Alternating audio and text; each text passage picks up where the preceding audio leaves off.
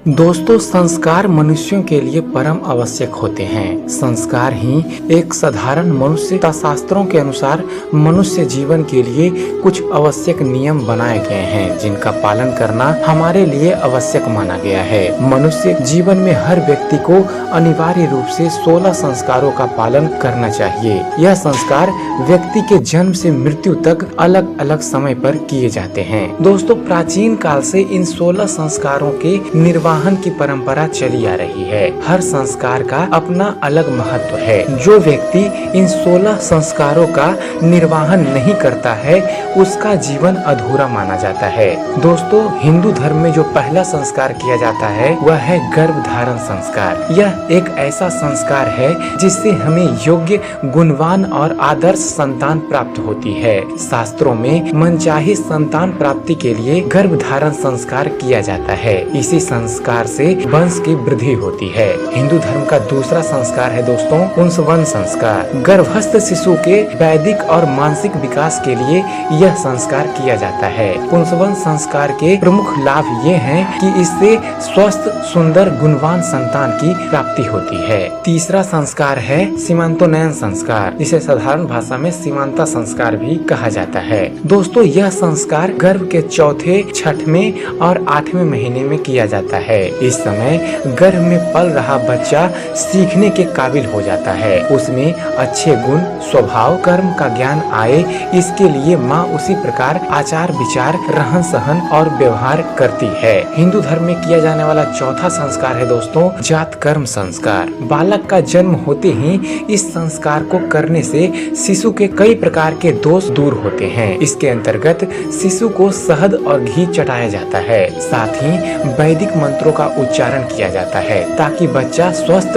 और दीर्घायु हो। हिंदू धर्म में होने वाला पांचवा संस्कार है दोस्तों नामकरण संस्कार। शिशु के जन्म के बाद 11वें दिन नामकरण संस्कार किया जाता है। ब्राह्मण द्वारा ज्योतिष शास्त्र के अनुसार बच्चे का नाम तय किया जाता है। छठा संस्कार है निष्क्रमण संस्कार। दोस्तों, निष्क्रमण का अर्थ है बाहर निकालना। जन्म के चौथे महीने में यह संस्कार किया जाता है। हमारा शरीर पृथ्वी, जल, अग्नि, वायु और आकाश, जिन्हें पंचभूत कहा जाता है, उनसे बना हुआ है। इसलिए पिता इन देवताओं से बच्चे के कल्याण की प्रार्थना करते हैं। साथ ही कामना करते हैं शिशु दीर्घायु रहे और जीवन भर स्वस्थ रहे। सातवां संस्कार है अन्नप्राशन संस्कार। यह संस्कार बच्चे के दांत गलने के समय अर्थात 6 से 7 महीने की उम्र में किया जाता है। इस संस्कार के बाद बच्चे को अन्न खिलाने की शुरुआत होती है। आठवां संस्कार है मुंडन संस्कार। जब शिशु की आयु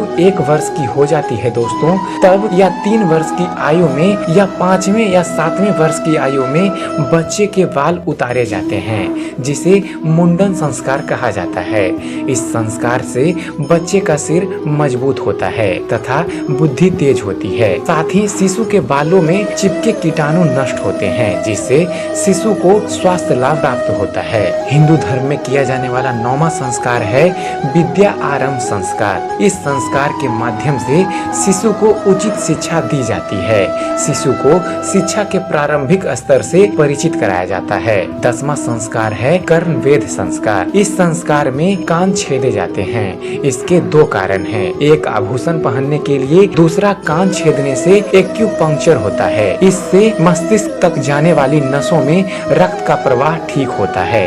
इससे श्रवण शक्ति बढ़ती है और कई रोगों की रोकथाम भी हो जाती है। 11वां संस्कार है उपनयन या यत्रोपवित्र संस्कार। उप यानी पास और नयन यानी ले जाना।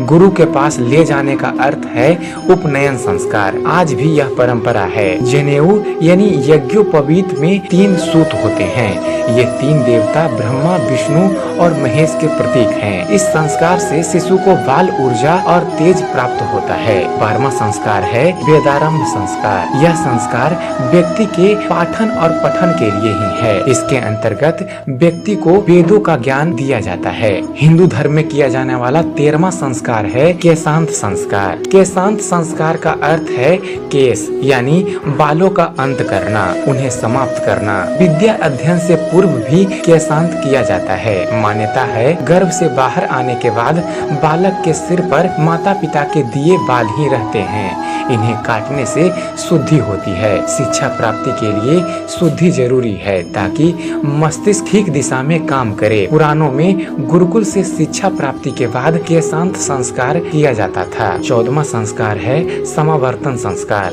दोस्तों, समावर्तन संस्कार का अर्थ है फिर से लौटना। आश्रम या गुरुकुल से शिक्षा प्राप्ति के बाद व्यक्ति को फिर से समाज में लाने के लिए यह संस्कार किया जाता है। इसका आशय है ब्रह्मचारी व्यक्ति को मनोवैज्ञानिक रूप से जीवन के संघर्षों के लिए तैयार किया जाना। हिंदू धर्म में किया जाने वाला 15वां संस्कार है दोस्तों विवाह संस्कार। यह धर्म का साधन है। विवाह संस्कार सर्वाधिक महत्वपूर्ण संस्कार माना जाता है। इसके अंतर्गत वर और वधू दोनों साथ रहकर धर्म के पालन का संकल्प लेते हुए विवाह करते हैं। विवाह के द्वारा सृष्टि के विकास में योगदान दिया जाता है। इसी संस्कार से व्यक्ति पितृ ऋण से मुक्त होता है। और हिंदू धर्म में किया जाने वाला 16वां संस्कार है अंत्येष्टि संस्कार, जिसे अंतिम संस्कार भी कहा जाता है। दोस्तों, अंत्येष्टि संस्कार इसका अर्थ है अंतिम संस्कार। शास्त्रों के अनुसार इंसान की मृत्यु यानी देह त्याग के बाद मृत शरीर अग्नि को समर्पित किया जाता है। आज भी